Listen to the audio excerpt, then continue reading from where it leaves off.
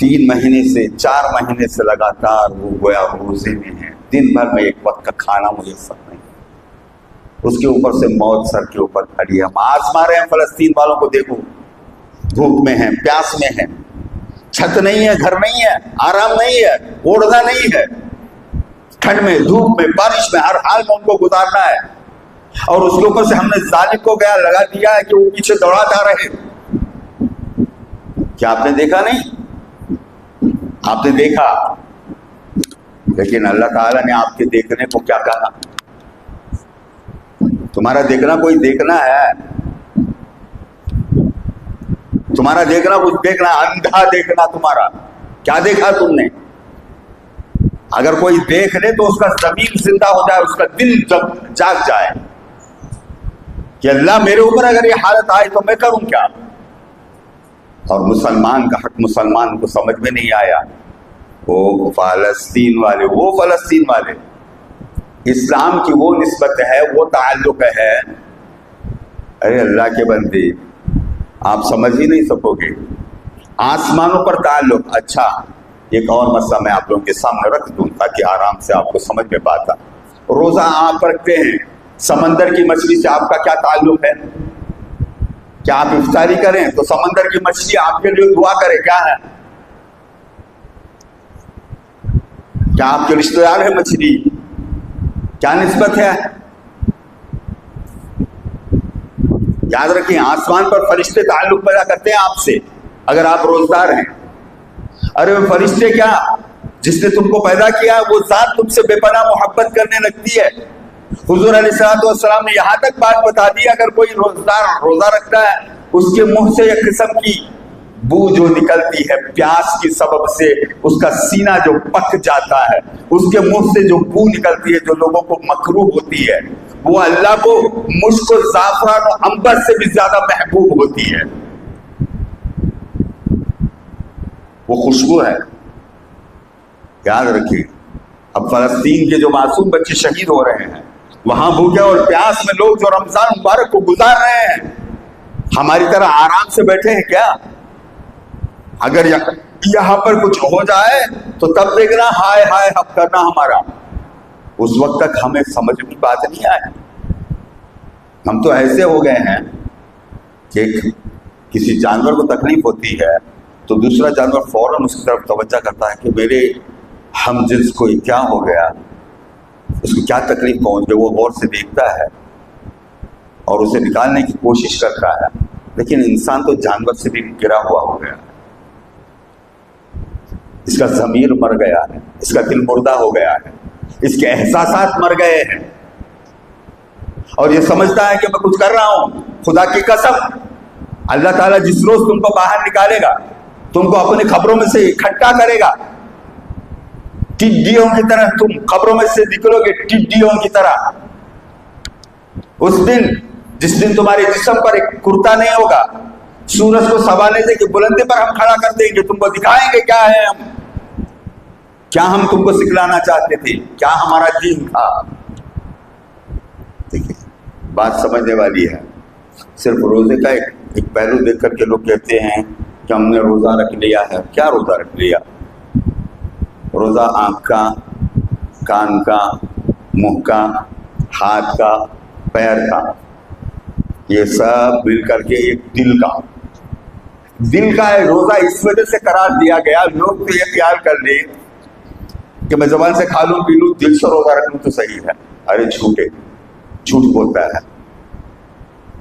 ذہن میں رکھے، دل کا روزہ کا کیا مطلب میں آپ کو آج رکھتا ہوں، کیونکہ لوگ جہاں سنتے ہیں تو بڑا کڑوا لگ جاتا ہے ان کو، یہ سچ ہے۔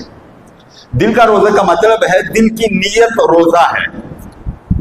انما الاعمال بالنیات، ہر عمل کا دار و مدار نیت پر ہے، ہر عمل کا دار و مدار نیت پر ہے۔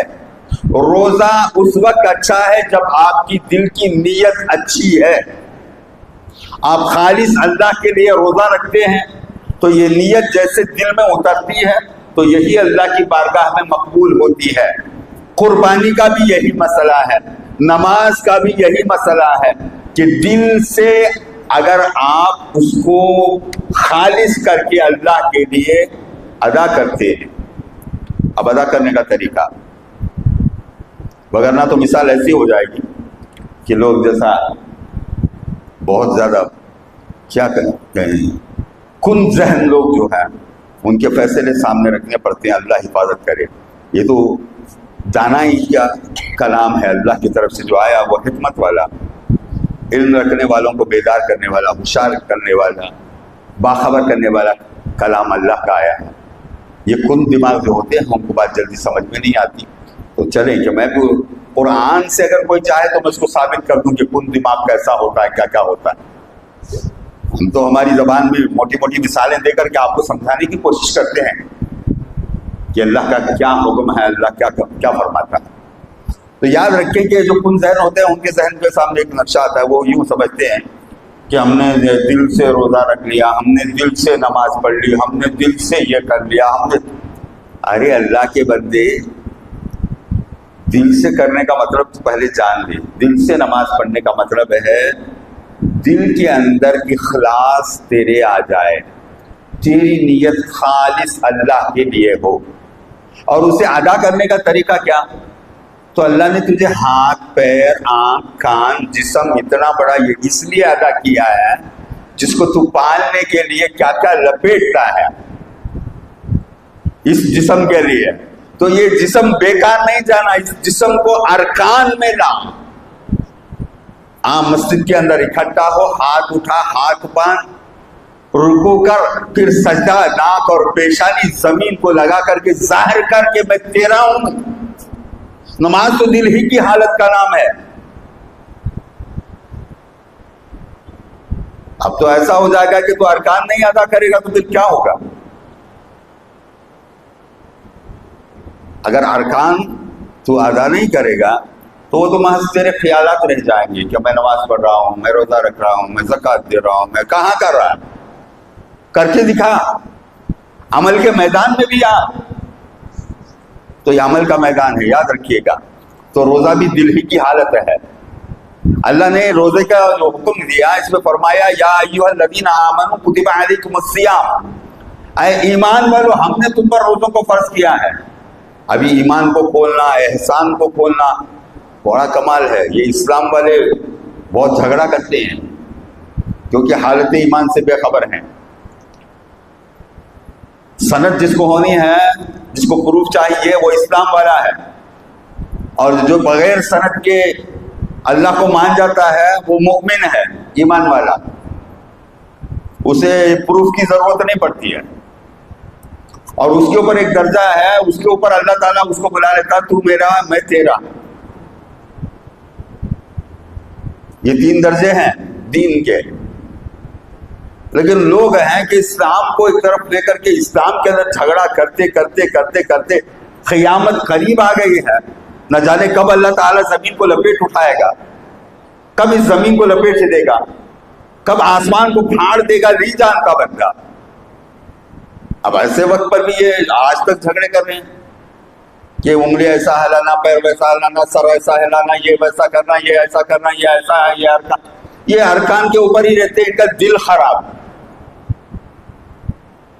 آپ جانتے ہیں اللہ تعالیٰ نے کلمہ طیبہ کی مثال دی ہے پاک درخت کی، پاکیزہ درخت، مضبوط درخت جس کی جڑیں ساتوں